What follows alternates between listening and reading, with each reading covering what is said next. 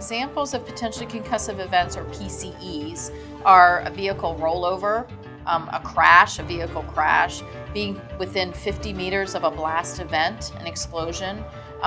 Commanders can direct that eval depending on operational activities. DVBIC is highly invested in performing quality research, as well as being able to translate those findings into further advancing care and creating and revising our current standards of care for traumatic brain injury.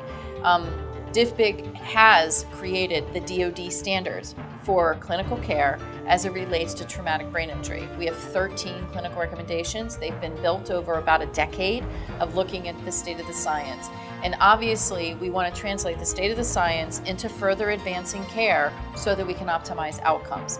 Outcomes are not just based on return to duty, but we're looking at functionality and social interactions and making sure that people's lives are really fulfilling after they've sustained a traumatic brain injury. So it's not just about RTD, but it's about the comprehensive functional outcomes that allow people to engage and do what they love to do to enjoy life.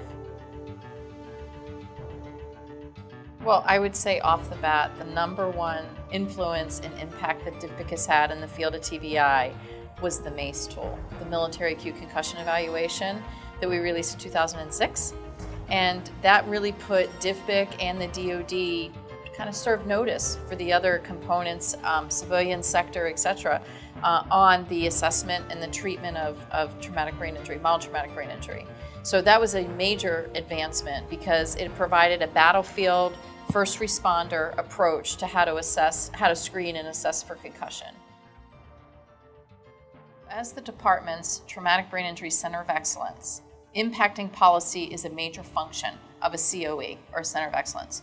So DVBIC serves that purpose. We are here to be the TBI Center of Excellence, and we are expected through our research findings, through our collaborations, through our experience as subject matter experts in the field to further advance care and to look at utilizing and leveraging those care paradigms through policy.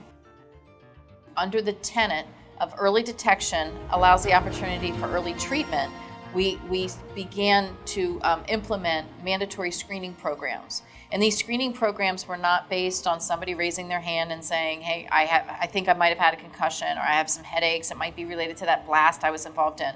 But rather, the game-changing aspect was that a service member would have a mandatory medical evaluation if they were involved in a potentially concussive event. So the event drove the medical evaluation, and it was mandatory. And so therefore, any type of issues or challenges related to seeking care, health care, were obliterated because everybody went if you were involved in the event. And that was a true game changer. In fact, we are working with the sports community now to try to identify in the sports community, NCAA, NFL, et cetera, how high-risk, potentially concussive events can lead to mandatory screening and mandatory evaluation, as opposed to, and you see this in football right now, you see the head-to-head, helmet-to-helmet contact. It took that event and then a mandatory eval. It doesn't take the person saying, I think I got a headache, I might want somebody take a look at me, but rather they're going right in to be seen. Where do I see DVBIC in the next 25 years? So as somebody that's been around for 14 years thus far, it's amazing to see the advancements that we already have, particularly in the areas of progressive return to activity, all these clinical standards of care that we've talked about. I hope three things that get elucidated in the next 25 years. I hope we have better and solid answers to the long-term effects of traumatic brain injury and truly understand the effects and therefore mitigation strategies so that we can prevent, to whatever degree, childhood through adolescence and young adulthood from devastating and deleterious effects of traumatic brain injury. So that's number one. I think in 25 years, in less than 25 years, I hope, that TBI has solved those puzzles.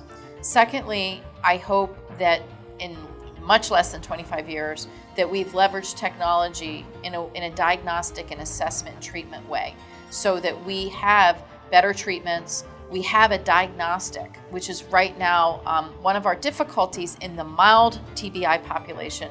of interest is that we rely very heavily on the clinical history. Tell me what happened kind of thing.